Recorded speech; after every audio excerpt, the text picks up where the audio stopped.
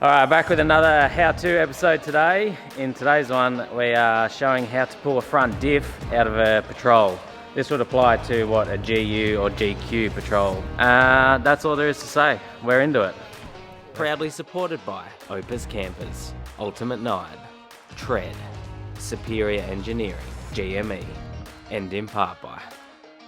The idea is you can watch this video if you need to pull the front diff out of your car, and then you'll know how to do it. Hopefully we'll give you as many tips and show as much as we can. Step number one is going to be jack the car up, jack on the diff, and then onto jack stand. So do a jack stand on each side. We're going to get the whole front end up. That's it, under jack stands there, so you never want to work under a vehicle that's relying only on a jack. You want it under jack stands, and then we'll chock those back wheels as well, just to ensure it's not going to move at all. The next step, we've got to drain the oil. So before we drain the oil, I've got to crack the fill plug, because if you can't crack the fill plug, there's no point draining the oil. You won't be able to fill it up, and then you'll be in big trouble.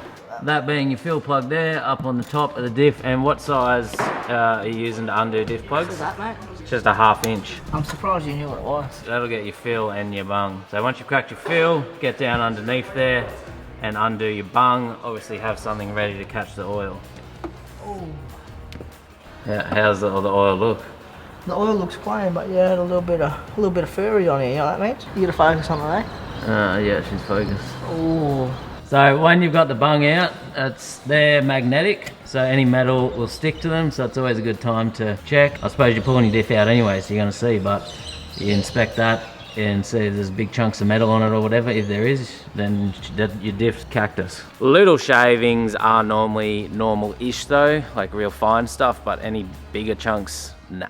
Or a lot of little stuff, but I just said. Drained our diff oil. Now what are we doing? We're about to pull off these dirty lofts. So we're going to have to obviously unassemble both sides. You're starting a passenger, it don't really matter which side you start. Doesn't matter what side you start on, I'm going to start on this side because there's more room.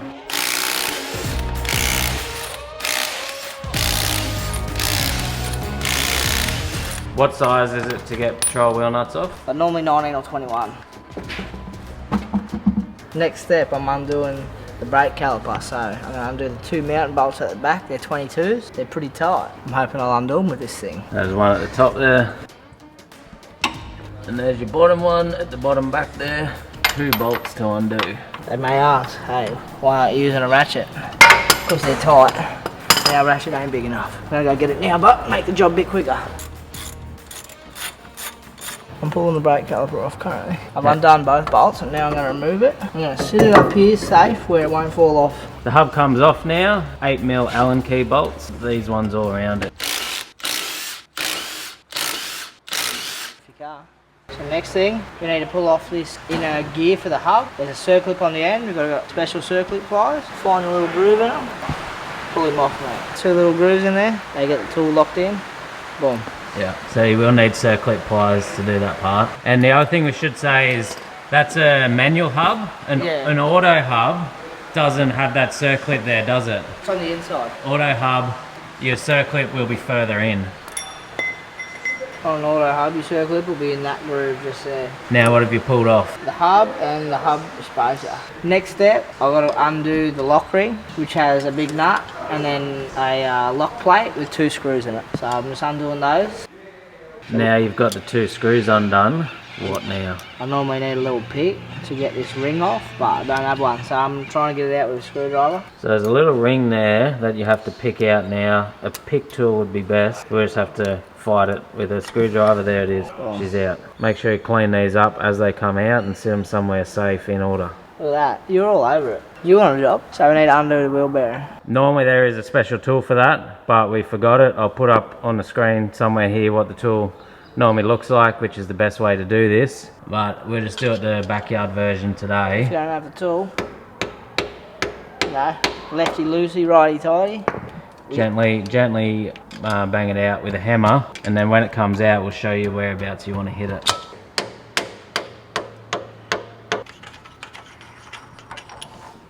That's her out, and then show us, Nick, where you want to hit it when you're getting it out. Either of these 2 you want to hit. Yeah. These are where your locking screws go into with that plate. So you don't want to hit them because you'll ruin them and your screws won't go in. So the 2 big holes is what you need. Yeah, and the tool has like 2 prongs which you go into those 2 holes, then you can undo it, which it works is the much better. better way to do it. But if you don't have the tool, then this is what you can do. Just be careful. I'm about to pull off the whole hub, wheel bearing and brake disc. Now what do we want to be careful of when we pull it out? Not dropping this. Yeah. I think Tyler will put a clip in of him dropping it later. What we're going to do, stop dust from getting it while we're locked. This is going to sit here for a week while we send the diff away. I'm having locker issues in my front diff, which is... That's the reason we're pulling this diff out today. Next thing we're going to do is pull this stub off, the stub axle. So that's 1, 2, 3, 4, 5, 6 bolts. They're 14mm. So now, normally I have a nice soft copper hammer to tap this off. I don't, so I'm going to use the nice rubbery nylon, whatever it's made out of. It's soft. Break the seal. So this is the stub axle. Yeah. It's all off, 1 unit. If you've only got a hard hammer, some people might just like sit a rag or something on there. Maybe a bit of wood. Bit of wood. Then tap it off. You just don't want to hit it like metal to metal. You don't want to hit these threads, because you hit the threads, you want to get the nut on. You don't want to hit where your bearing runs, or you don't want to hit where your seal runs. You don't want to burr this edge, you don't really want to damage anything. Yeah. So what we're about to do here is pull out the CV shaft. Whole CV's coming out now. You can't just pull it, you have to line up these 2 flaps, top and bottom, to get it out of the hole. Yeah, flat there, flat on the opposite side, out she comes. I'll give it a wipe as it comes out. And this is a long side CV, there's a long and a short. Because on patrols, the diff isn't in the middle, the diff sits over to the driver's side. So you got a long CV that side, a short CV the other side. We've also just showed people how to change a CV, if you think about it. Look at that, mate. That's the same 2-in-1 You special want to know how to put video. it back together and watch the video backwards. Yeah, in reverse.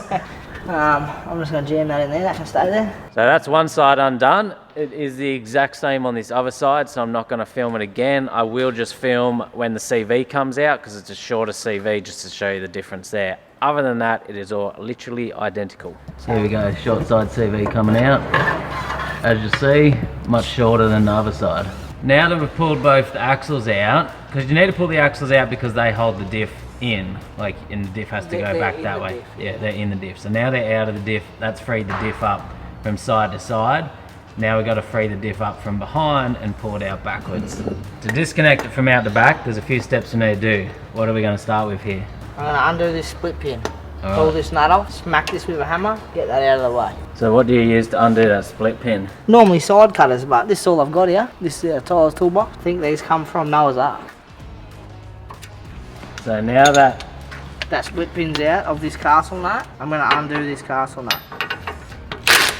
I'm not going to undo it all the way, because I need to hit this area just here, so that this tapered joint lets go, and I don't want to miss and damage the thread. So if you leave the nut on, you can't damage the threads. Good tip, I like it. One good hit, mate.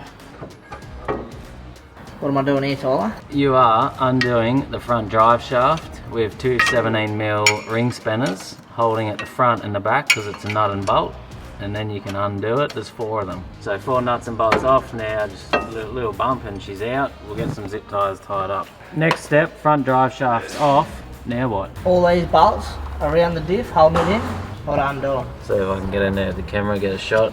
There's one there, they're all around. And what size are they? 14mm. 14, yeah. Well, they're nuts, there's nuts and washers. Undo them all.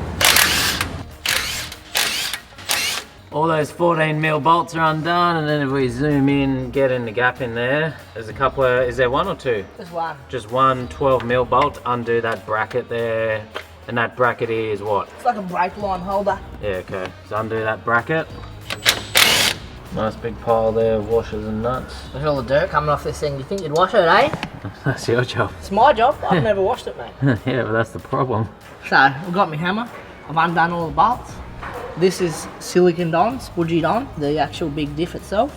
So I'm going to give this flange here just a little light tap with the soft part of my hammer. Break the seal. Looks like it's broken. Now the fun bit, eh? There you go, wrestle her out. Before I get this all out, mate, this dirt here is still in my head here. Can I have that rag? I don't look, mate, look at this. You're a mess. That's a nice Ultimate 9 shirt too. Yeah, mate, and that's why I asked for the lights before.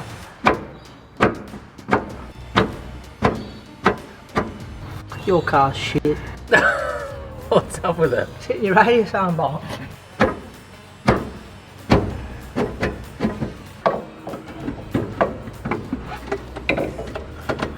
Can you grab the other side of it?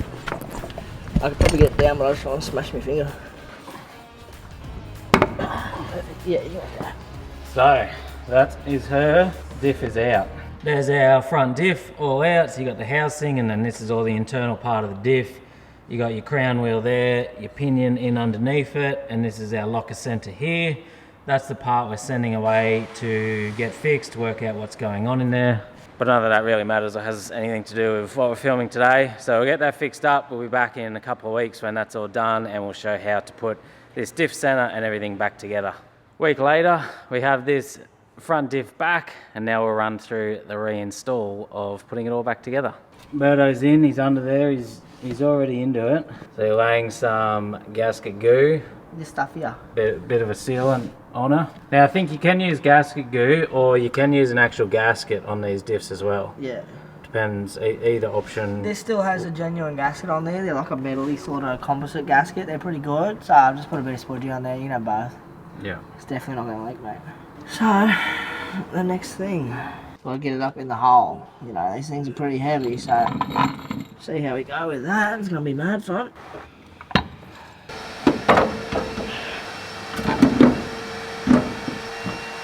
You're in. That's the worst part done. Yep. I was dying there for a second.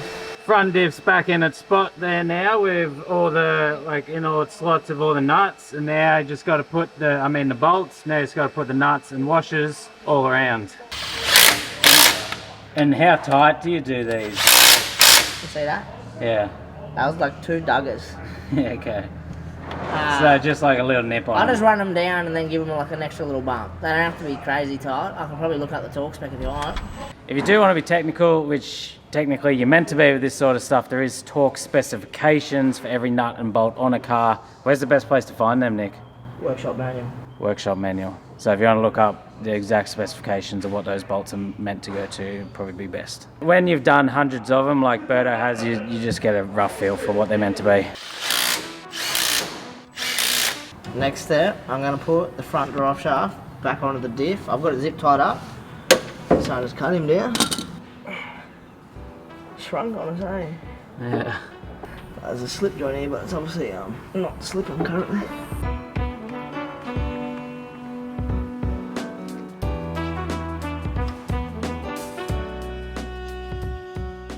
Center diff is all back in, and now we can move out to the sides and start the rebuild of both sides, starting on the driver's side here.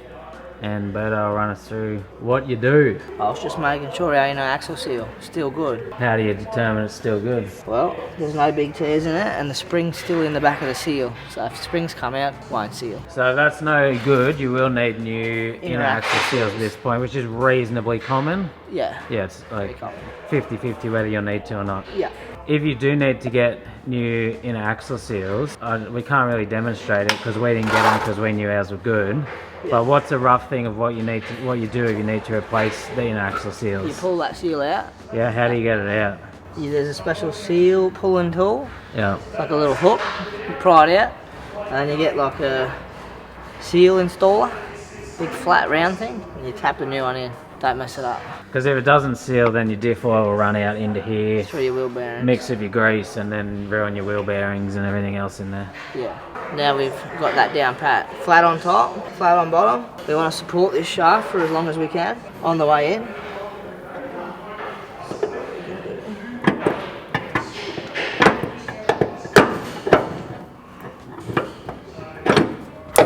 Boom, she's it. And you want to support it because you don't want it like scraping that axle seal. Yeah, you want to pull that the metal spring off the back of the axle seal. You just put an axle seal in and then you ruin it again putting a CV. Yeah. You have to make sure this fella goes on the CV with this tapered inside. See how that side's tapered in? That one's not. It goes in tapered towards the CV. And is that common thing where people put them on back to front? And then they can't get the thing on the end? Yeah. Yeah. That's a common thing to put that the wrong way around and then you stuff yourself later on in this thing. Yeah. So taper side in towards diff. Now I'm going to clean all the old silicone off this surface. The stub axle, you want to put some gasket goo on that, and that just water and dust seals that area. Yeah. Stops water. It's probably not going to get dust in it, but definitely could possibly get water. And you have to be careful. These only go one way. These have the big cutout so you can tell, and then a flat on this side. They only go the one way.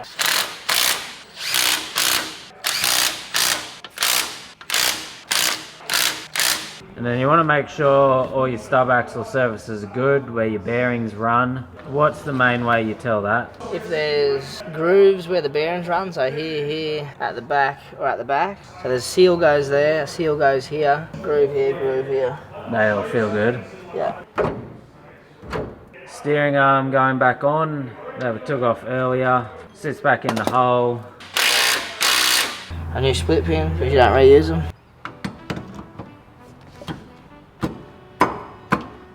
Next we got our locking ring, getting started with fingers. I went home on my lunch break, got the right tool, how good's that? Put him in, a little bit of a nip, back him off.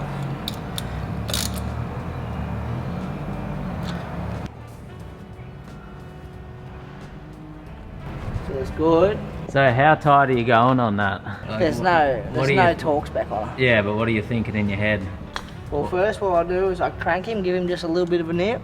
Yeah. And then I'll back him off, and then I'll just wind him until he gets like firm tension, like snug, and then just a slightest of the nips, and then you give him a spin around, get all the grease moving, and then you feel for play. I can't feel any play now. You normally need to have the wheel on feel for play, but I reckon that's going to be pretty close to being good. So now, next thing I need to do is get the lock tab, plate with 2 tabs and all the holes for the little screws to go in. I'm going to see how far off I am. About half a hole, so if I nip it up just the smallest amount. I found this on the ground. I'll give it another go with it. So that Whiteside Auto Electrical, mate, they've got you covered. So what are you actually doing now? There's which holes are you lining up? So I've got these 2 tabs which go in here, and I'm lining up these 2 out of these 4 screw holes. So to know where they are, you have to sort of half slide it on, and then you look through and see where they are. This one here and this one here is half a hole back. So I just got to twist it forward at a half a hole, and then they'll line up. Is it best to slightly over tighten or slightly under tighten? Slightly over tighten, I always go. It's probably not over tighten, there's still not crazy amounts of load on there. One of those things you do by feel. And that one there, line straight up. And now I'll get my screwdriver, get my little screw, poke him in his home, get him started, and I'll find his little brother. Directly opposite the other one will be the second hole. And once you've got both of them started, you give them just a little, get him snugged down, and then just a little extra. That's your wheel bearing adjusted. Okay, good. Show on camera too, this is the tool, because you mentioned at the start of the video we didn't have it. We used the screwdriver to undo the locking nut. So we undo it with a screwdriver, but yeah, brought the proper tool. That's it, you buy it for like 20 bucks. It's got the 2 pinholes in it. You line it up and tighten and untighten your locking nut with it. Much better to have this. Next thing we know, we have the, this is like the hub seat. It's like a hub ring seat where the gear goes in. It goes in next.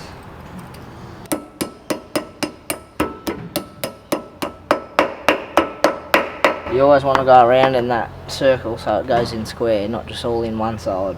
Pull him out as far as you can, that's the end of the CV. Once that goes in, the gear goes on. We're not quite all the way home. Get a flat blade, pull it out, clipped in. You've seen that clipped in, you probably heard it. And then you can spin it. When you can spin it in the groove, it's in. If it's up on the teeth, it won't spin.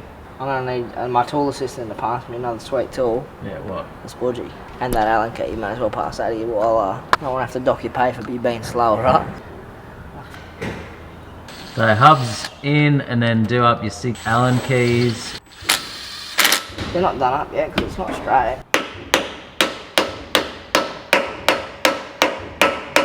Wasn't pulling in exactly straight with the screws. Doesn't always do it, so little love tap. Sorts her out. Sorts her out.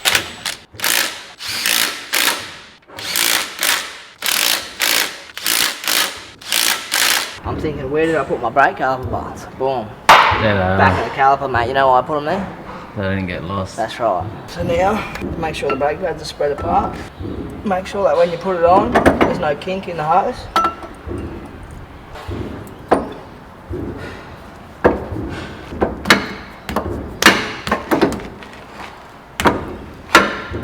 I'm going to do both these bolts up. There's no order what to do them up in, but they got to be tight. Brake bolts. How tight do we want them, mate? FT. What's FT stand for? Fully tight. Fully tight, mate. That's double FT. So that's back together. Now I'm going to put the wheel on. Not going to film this other side because it's the same to the side we just showed you, but I will film putting this CV in, the longer one.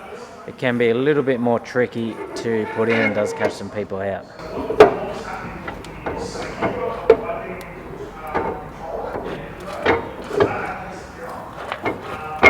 Wants to play funny buggers. You know how it is.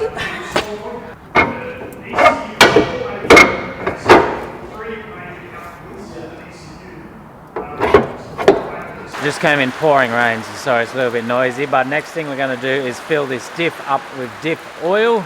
Now the one we're using is a 7585 GL4.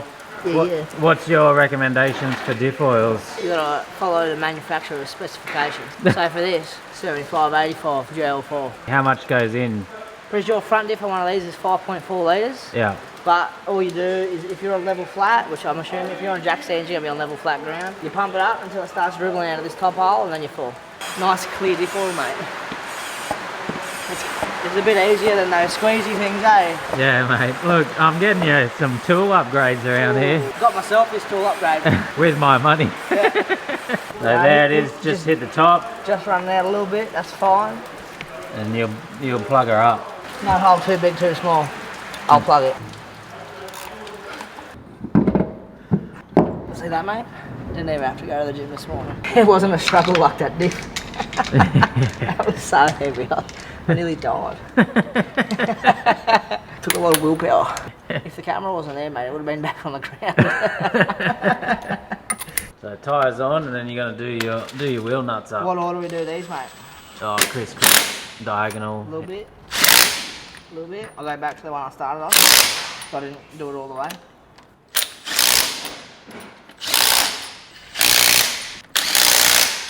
So you want to do the final torque and tighten when the wheel's back on the ground, not in the air.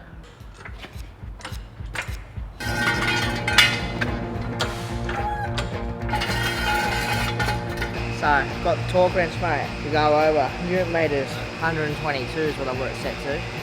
120 is about what we aim for. Do the other side, and then that's just about it done. We'll drive her out of here, front diff swapped over.